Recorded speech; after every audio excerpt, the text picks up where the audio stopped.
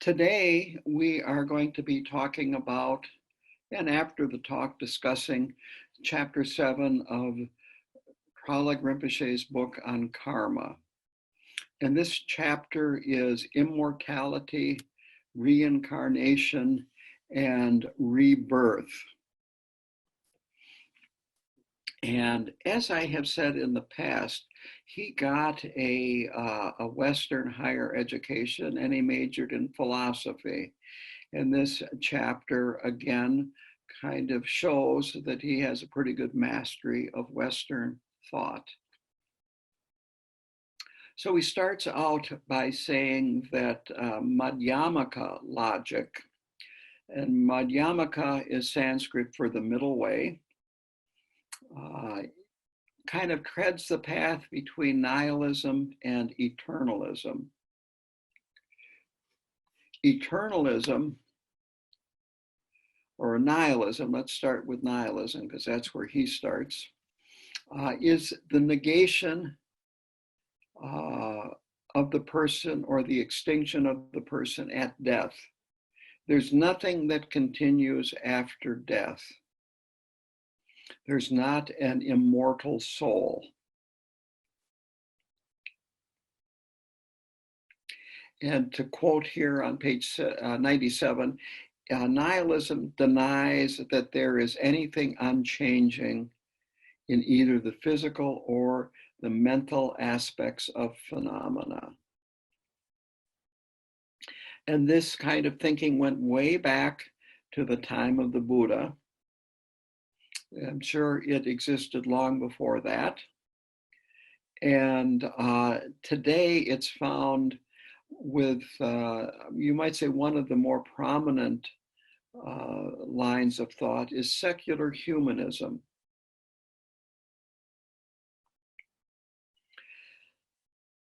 And eternalism is that there is something that is unchanging that goes on after death, that continues after death.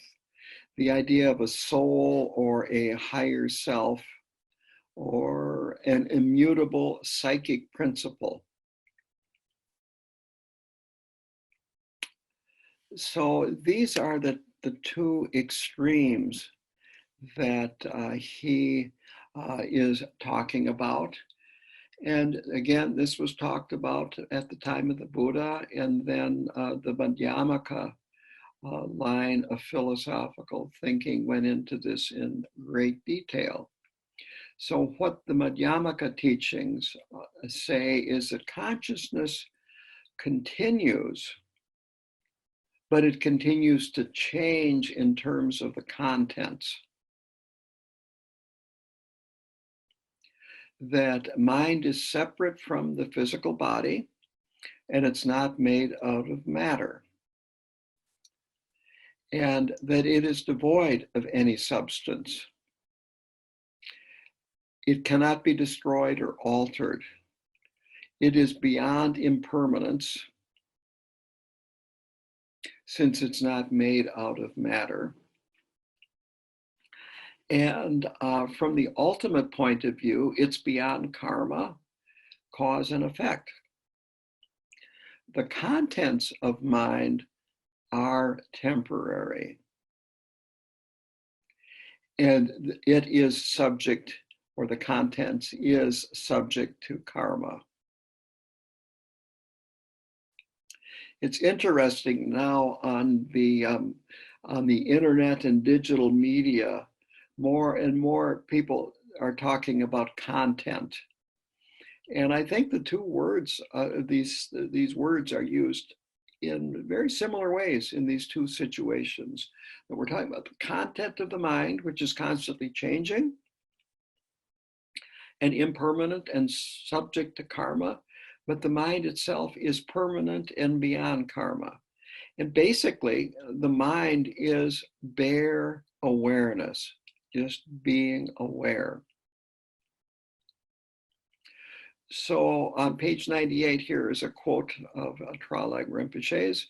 What is transferred from one life to the next is not an unchanging psychic principle, but different psychic elements that all hang together. Memories, various impressions, and so on, none of which is unchanging.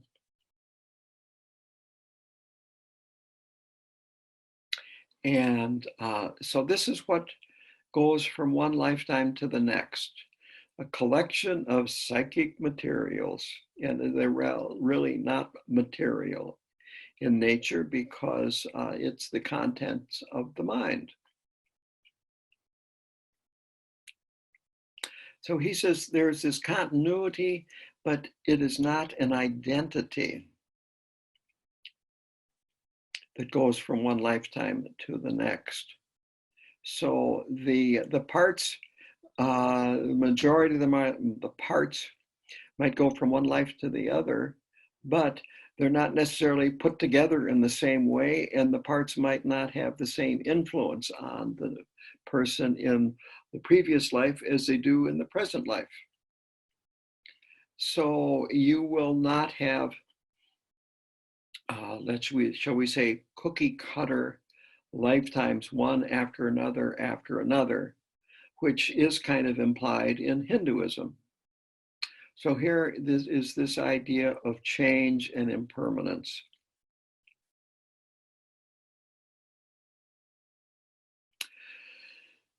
So I think he used the term clone, that you don't have a clone of yourself in your next life, and this life isn't a clone of what you were in your previous lifetime. And in fact, Traleg Rinpoche makes the point that he likes the term rebirth better than reincarnate, because reincarnate makes this, it has this impression and meaning that what is reincarnated is very similar to what it was reincarnated from. So he goes on to say that the idea of a permanent self or soul doesn't exist in Buddhism. That these are, in his words, mental constructs, and you can't find them through examination. And here is an experience that I had. This was in Minneapolis at the old Adina KTC. Barter Tulku Rinpoche came for a visit, and I believe he had Yeshe Gyamtso for his translator. And when it came, I don't know what the topic was, but when it came to the questions, somebody asked him, do we have a soul? And Lama Yeshe Gyamtso is an excellent translator, and he's Canadian. He understands Western thought very, very well. He's also quite educated and knowledgeable. And so after asking Barter Tulku that question in Tibetan, then Barter Tulku Rinpoche looked at his translator and said a few sentences in Tibetan. And then the translator, he said quite a few things in Tibetan. And then Barter Rinpoche said a few more things in Tibetan, and the translator answered in Tibetan. This went back and forth for about 4 minutes. Finally, Rinpoche gave his answer, and Yeshe Gyamtso, the translator, turned and looked at us and said, no. That's the result of 4 minutes of discussion. And I don't understand Tibetan, but what I saw was that the translator was explaining to Barter Rinpoche the Western concept of soul. And so that's just a longer way of explaining that we do not have this permanent, unchanging, whatever that goes from one lifetime to the next. It is this insubstantial mind. The awareness is unchanging. And then the contents of the mind.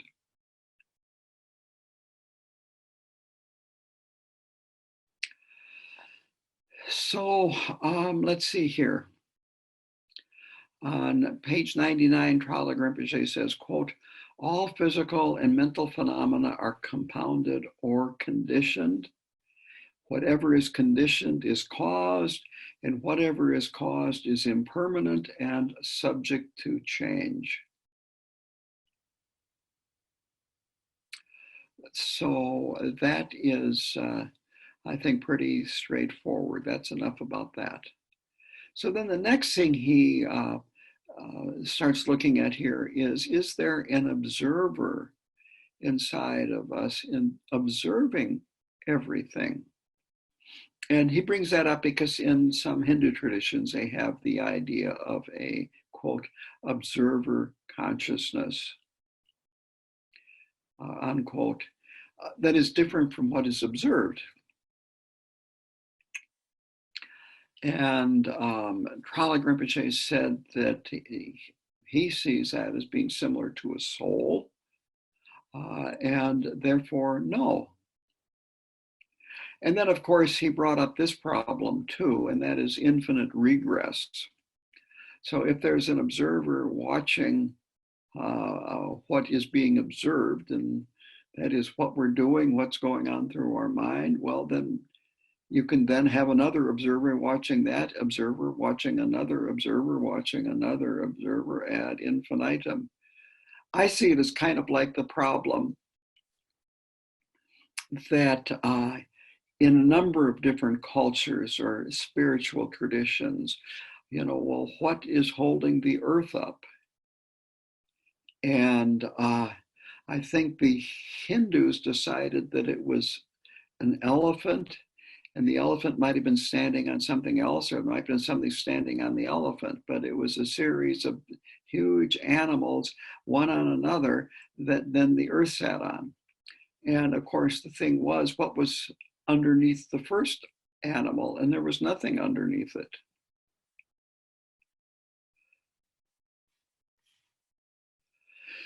So going on now, Buddhism states that the function of consciousness is to observe and to be aware, and that it is fluid.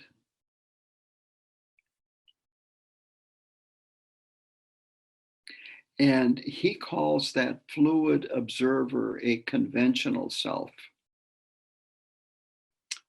Let's see, 101, he says, the observer, the experiencer, is the bundle of functions and attributes described by the five skandhas, and it is through meditation techniques that we inquire directly into this.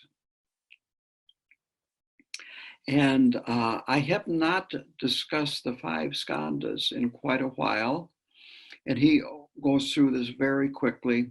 But very simply, the five skandhas, a good description for them is the five psychophysical constituents.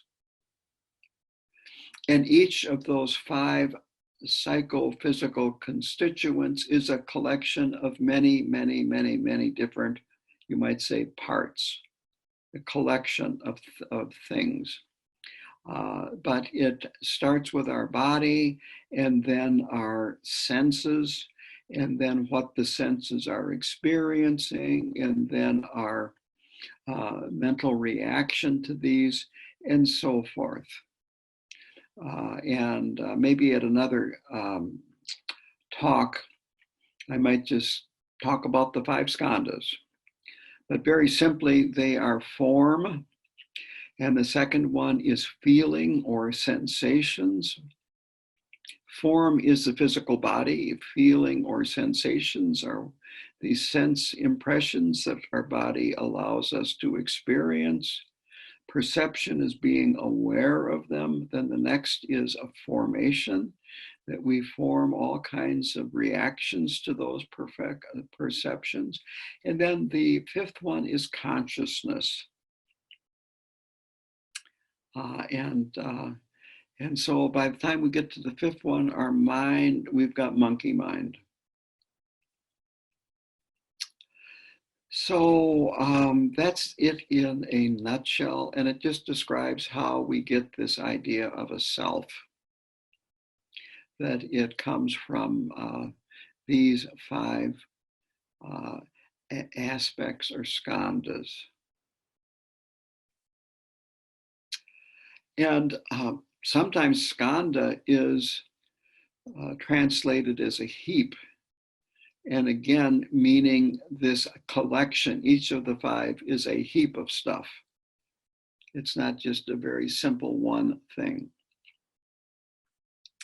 And so if you look inward at what's going on in this process of these five skandhas, you'll see that it is not stable, that things are constantly changing.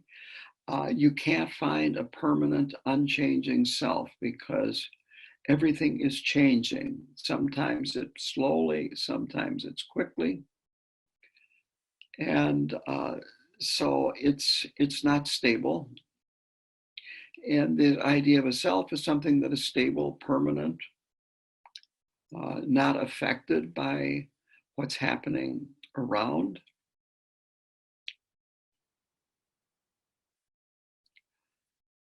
And so the Karmapa, he uses the term fabricated self. When we studied The Heart is Noble in this class, a few years ago, we went into the idea of a fabricated self. And so the idea of a fabricated self is that you fabricate things by putting something together out of parts. And so you can see with the five skandhas, that's exactly what we do with this idea of this self. It's just put together with parts. I also like the idea of fabricate here. Another meaning of fabricate is to fabricate evidence. And the self is fabricated in that sense too, that it's a lie. It does not reflect reality. So then he goes kind of down this line of thought a little bit more.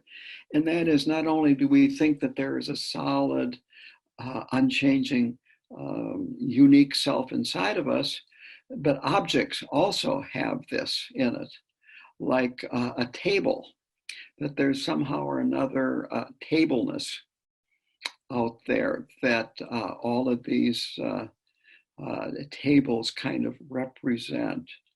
And it would be that way for any object. It could be a tree, could be a rock, it could be an animal, it could be something that man made. There's something, and tables are, or a refrigerator or whatever. The Buddha used the example of an ox cart. And he said, well, if you look at it, it's just made out of parts. That it has wheels, and the wheels are made out of parts. It has an axle for the wheels. It has a bottom or a bed. It has sides, and so on down the line. But then if you look at each of those parts, some of them are metal, some of them are wood, and the wood, if you want to get into it even deeper, from a Western scientific point of view, you'll find that the wood is made up of cells, and the cells are made out of molecules and atoms, and that the molecules are made out of atoms, and the atoms are made out of subatomic particles. And physicists right now are finding it's kind of like this infinite regression, that they go back and they find smaller and smaller subatomic particles, and they get so small and so, what would I say, ephemeral, that you can't even predict where they are or even what they're made out of. They're just plain kind of energy. And the cart disappears. So this holds true for outer objects, as well as the idea of a permanent self. So he says the table has no inherent existence, that it is in the eye of the beholder. I have used this example, and I can't show it to you because I don't have it with me, but I have a singing Tibetan bowl that I got from my parents.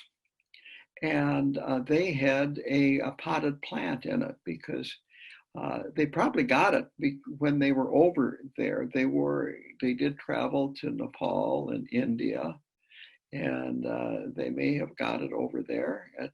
Obviously was made by somebody that was trying to make a Tibetan singing bowl, but they thought it was a nice bowl to put a potted plant in. The pot and everything was inside the bowl. It wasn't that they filled it up with dirt. And if I would take that bowl to a scrap dealer, he would assess the type of metal that it's made out of, weigh it, and tell me what it's worth. And he wouldn't care that it was a singing bowl. So what it is what the observer calls it.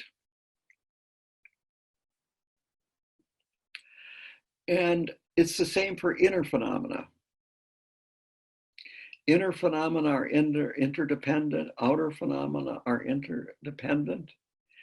And ultimately, that means that there's no true inherent existence. Then this is very interesting because he distinguishes between thing language and process language. And the thing language needs an observer, he says. Process language, the mind is a continual process with nothing beyond that. So, quote on 103, from a Buddhist point of view, though, mind is not like a container at all. For without these conscious processes, there is no consciousness to speak of as a separate thing. Now, to take a little break here, this just jumped out at me. The other day, I was going over and reading parts of The Reign of Wisdom, which is a book of songs of realization of great Kagyu masters. I think all of the Karmapas have songs in there. Some of the Tai Situ Rinpoches do, a lot of Shamarpas, Jamgon Khantrul. There might be Naropa, Marpa, Milarepa, and so forth. And this was done in 1980 under the auspices of Chogyam Trungpa.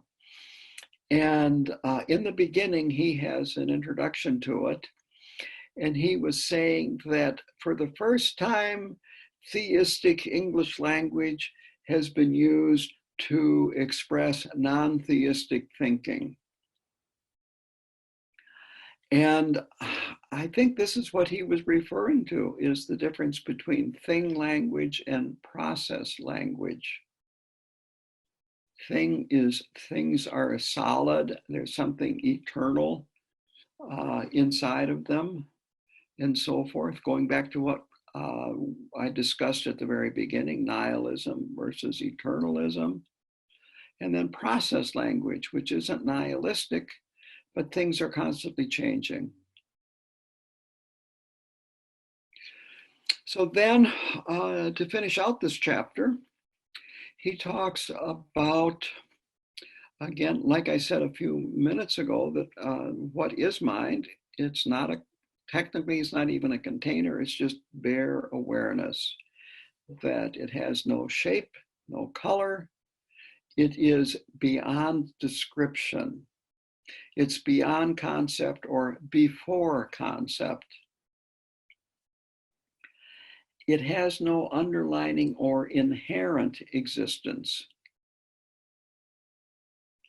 And he said the illusion is thinking that there is an underlying or inherent existence.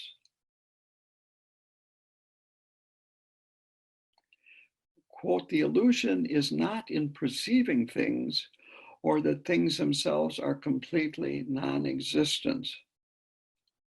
So the illusion is either we're not perceiving things, or we think that they are totally non-existent.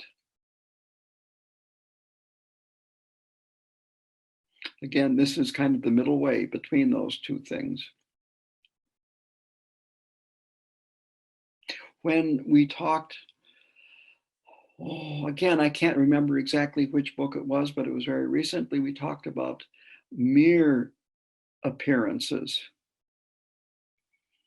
like merely, that there are appearances, but they are only mere appearances. They are not solid, they are not real, because they come due to interdependence, due to causes and conditions. And when the causes and conditions cease, the appearances cease. And again, going back, if it's the appearance of a table, it's not that there is this underlying principle of tableness that is there. It's just that that's what is appearing. And we, in our human realm, that's what we frequently describe as a table.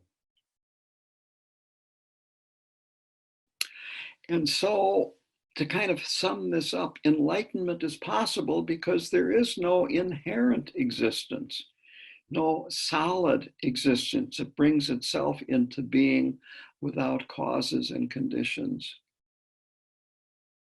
And so, as a result of that, change is possible, and quite possible. In fact, it will happen. The idea of enlightenment is we try to lean towards a change, towards traveling the path and becoming enlightened. And so, very simply, to kind of finish it up, he said the technique then to change, to travel a path, is that we have to reduce our kleshas and increase our mental clarity. And that this is where meditation is a technique, and that mindfulness and awareness in post-meditation is essential. Now, there are lots of other things that are present in Tibetan Buddhism to help us speed our way along the path, besides mindfulness and awareness in post-meditation and in meditation. But this, especially for Westerners, is an important, a very important practice, because Western minds are so wild. And you maybe have observed that staying home all by yourself.